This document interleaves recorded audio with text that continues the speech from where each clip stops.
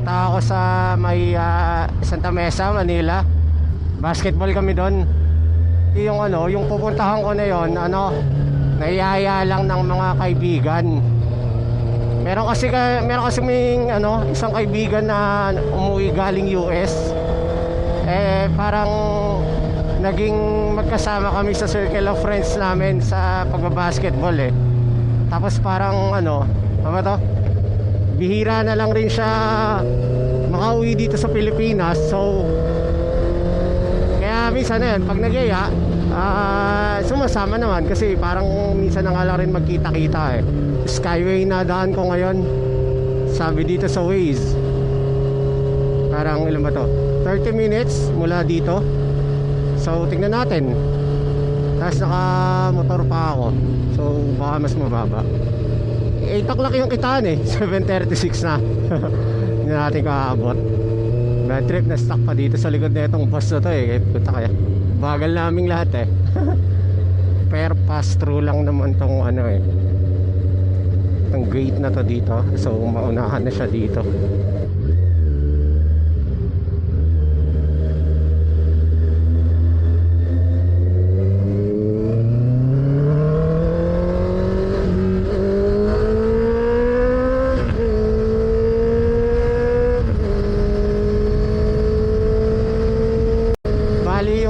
Pupuntahan ko pala, pangalan parang city state na court or ewan ko, basta city yung una CITI, somewhere sa may Santa Mesa yon. Hindi ito yung first time na nakapunta ako doon. Tutusin, maganda yung court pero yung lugar sa paligid niya ang sketchy kasi doon yung banda sa may Santa Mesa, yung malapit sa mga motel. Tapos paglampas pa ng konti, parang yung area sa paligid niya ano ba to? Puro warehouse. So parang no first time na nagpunta ako, nakasasakyan ako na, naka 4 wheels ako. Parang pagdating ko, doon na yung nakapin sa Waze, pero wala akong nakikitang court. Puta, puro building, puro parang warehouse ng mga container van.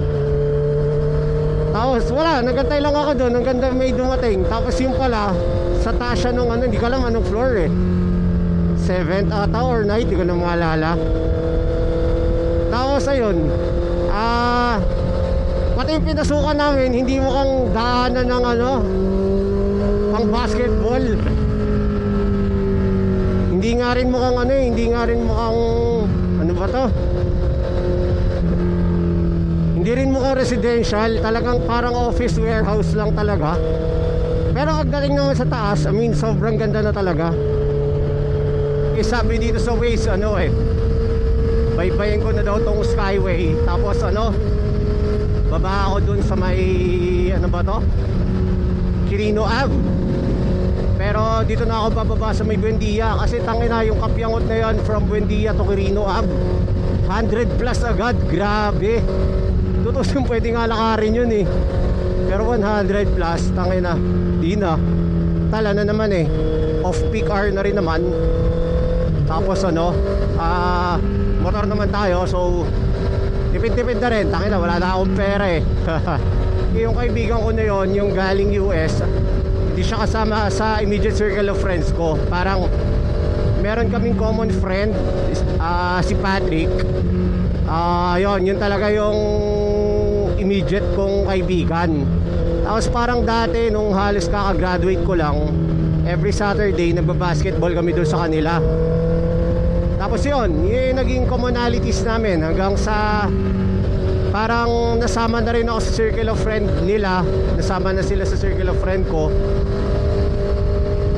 Tapos ayun, hanggang sa tumanda na kami, nagpakasal na iba, nagkapamilya. Parang ganun-ganun lang kami nagkakilala dati. Pero ayun, alam mo, may connection pa rin. Kahit hindi madalas nagkikita, pero may connection pa rin. Kaya tuwing umuwi yun dito, pag pupunta siya Pilipinas, ayun, nahaya tayo. Bali parang last year, ganito lang rin yung trip namin Tapos yun, October din yung dating niya. Exit na ako dito sa may Buendia. Kahit sa Quirino niya pa ako pinapa-exit. Kasi itong ina, sayang 100 plus eh. Tol din yun pabalik ha. Para sa araw-araw gumagawit ng expressway. Medyo mabigat din. Kumbaga sabi nga nila yung ano, tangina dami sasakyan. Hindi, ano lang, bottleneck. Sabi nga nila yung Skyway, ginagamit lang yan ng mga ano talaga eh, nagdo north to south. Pero kung ano, tamang on a daily basis ka, medyo ano, medyo mabigat sa bulsa. Unless mga tamang manager, CEO level ka. Pero para sa ating mga mortal na nila lang, medyo ano, mabigat yan. Doon lang naman ano, mabagal, hindi man traffic, mabagal yung flow ng sasakyan sa may Buendia flyover. Kasi tangina, kahit walang obstruction yung flyover mismo, alon-alon eh. I mean yung per segment niya, halos di pantay-pantay eh. Kaya tangina, pag niratrat mo ng mabilis, lulundag ka talaga eh. As far as obstruction is concerned, wala naman, tuloy-tuloy naman. Kaya okay na rin dumaan dito sa baba kasi tangina, nakatipid ka na. Tapos kapyangot lang rin naman yung masisave mo sa taas na time eh. Ayan, tapos ano, kanan dito sa may ano na Quirino. Dito rin tayo bababa eh, kung ano, kung din diretso ko yung Skyway. Tapos ayun, diretso dito sa may Jacinto Bridge, Padre Jacinto Bridge. At tagos na yan ano, Santa Mesa, sa mga motel. Sa mga motel ng Santa Mesa. Itong stoplight dito ano, busy intersection, pero ano lang naman eh, parang simpleng two-way lang naman to. So medyo mabilis lang rin yung palitan. Paglampas mo nung ano, Pedro Hill na intersection, diretso na lang. Halos yun na yung ano, halos yun na yung last na stoplight na medyo busy intersection. Di ko lang alam pagdating dito sa may Santa Mesa kung ano. Eto parang ano, itong tuloy na to parang cheat to eh. Parang kailan lang to binuksan, pero napaka-convenient. Di mo na babaybayin yung buong Nagtahan, Lacson, yan. Pag gusto mo pumunta sa Santa Mesa, dito na lang. Kaso lang, ano, parang ang pangit na nito ngayon. Kung dadaan kayo dito, medyo alalay rin kayo. Kasi parang medyo nasira-sira siya simula nung ginawa tong ano, to Skyway. Hindi ko alam kung anong plano dito, kung ibabalik siya sa dati. Tingnan mo, walang mga ilaw, daming malalalim na lubak, lalo na so kung motor ka, medyo alalay ka rito. Tapos ayun, hindi ko alam kung ibabalik pa sa dati. Sana ibalik nila sa dati, tangin na, napakadelikado. Tapos pagbaba mo dito, ano, ayan, pagkumanan, Biata na, Pandakan na. Sa kanan, dyan ako nag-high school. Dilim dito, tangin na. May mga nakatira pa. Alam ko parang wala na dapat nakatira dyan sa Riles eh. May flip top pa ata doon, no? Puta. Tapos etong sa kanan, yan pinagtayuan. Parang dating ano yan, depot ng mga gasolina. Tapos di ko alam mo, warehouse na lang ngayon. Di ko alam kung kaninong term yun eh. Erap ata yung pinatanggal lahat ng oil depot dito sa Pandakan. Kaya ayan, isang malaking banting lote na lang yan. Tapos to, dito sa kanan, yan, papuntang alma mater ko, Erdatech. Shoutout sa mga ka-alma mater ko sa Erda. Daming memories ng high school. Doon ako nag-high school eh. Tapos dito, yung mga klase pa ako dito nun eh. Sila Gerald. Tapos itong tulay na to, kaming mga taga-Pandakan, tawag namin dito ano, bagong tulay. Tangina, kahit almost 2 dekada na nakatayo, tangina, bagong tulay pa rin yung tawag namin. Kasi ang original na tulay talaga yung Nagtahan eh. So parang ito yung ano, secret, kaya parang bago tawag namin.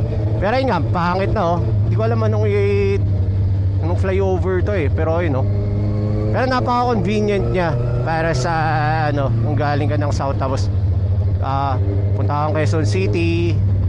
Parang ito yung gateway, secret gateway.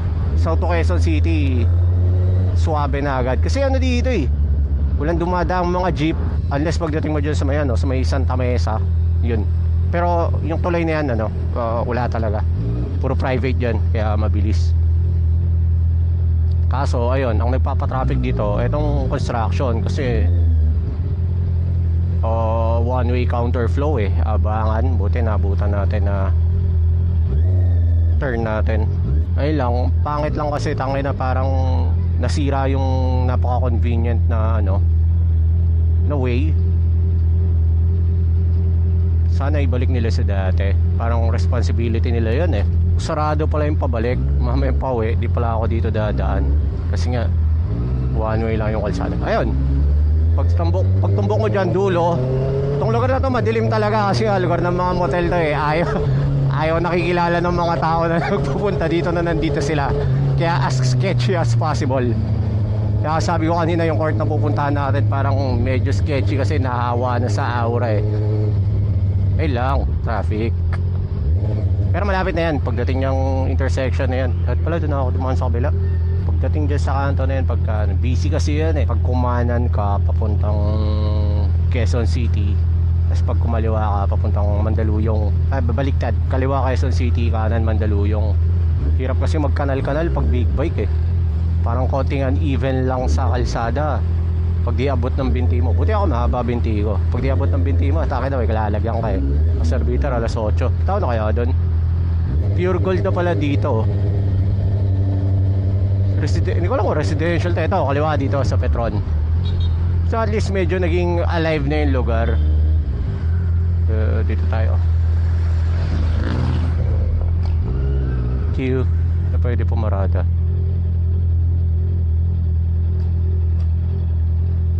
Ayun na sila Pat, tsaka sila Chuck. Si Chuck ba yun?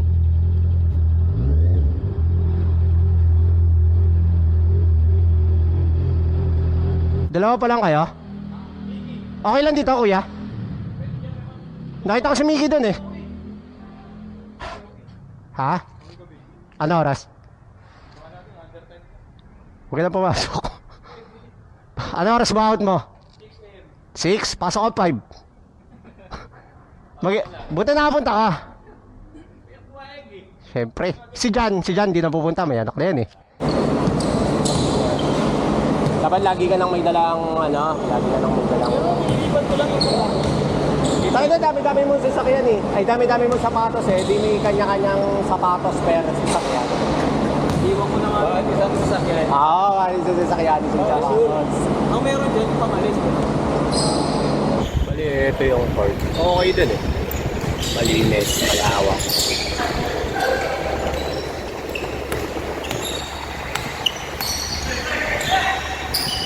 Bali, uwian na rin. Dito ako daan sa, ano, saan ba to? Kalentong, tapos Pedro Hill ata ito eh. Napaikot ako kanina dun sa Ramon Magsaysay, kaso tangin na, layo, nalalayuan ako. Nakamotor naman eh. Tamang reminisce din ng mga high school days. May mga classmate rin kasi ako na taga rito, tsaka dun sa Tagaput, mga taga-punta, Santa Ana. So tamang madaan na rin. Dun yung daan na ito eh. Parang weird sa pakiramdam na itong street na galing marketplace, ano, ang luwag. Parang hindi ako sanay na hindi traffic dito. Lagi traffic dito eh. Bali, ito, pure gold. Kalentong. Tapos patuloy na ng Santa, ng punta. Siguro kung mapapanood to ng mga classmate ko ng high school, ano eh, marereminis nila eh. Ayan, pag kumahanan ka, punta. Yung asawa ko rin pala, ayun. Doon lumaki sa Punta Santa Ana. Kaya, ano, medyo marami tayong memories dyan. Nalala ko pa nung dati nung naliligaw ako. Parang may bangka kasi papuntang Pandakan doon eh. Kapag inabutan na ako kapag nagsara na yung ano, yung bangkaan, parang nung ano pa to, ng gabi, pag inabutan na ako doon, wala na, ikot na ako dito, magji-jeep. Yung mga ganitong oras, sasakay akong jeep dito. Kasi hanggang alas 10 lang yung bangka nun eh, sa may tenement.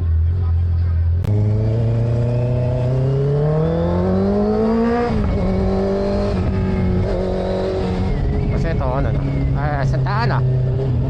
Dami na rin pinagbago, pero ganun pa rin yung aura niya. Liban lang sa may ospital na dito,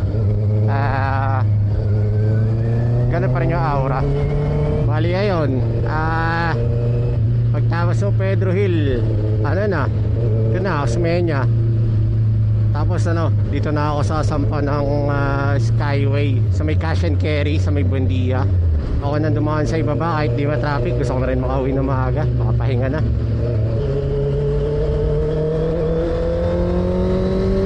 So ayun, dito ko natatapusin tong video. Kaya naman makikita dito uwian na. Sige na, sa susunod na lang ulit. Out na.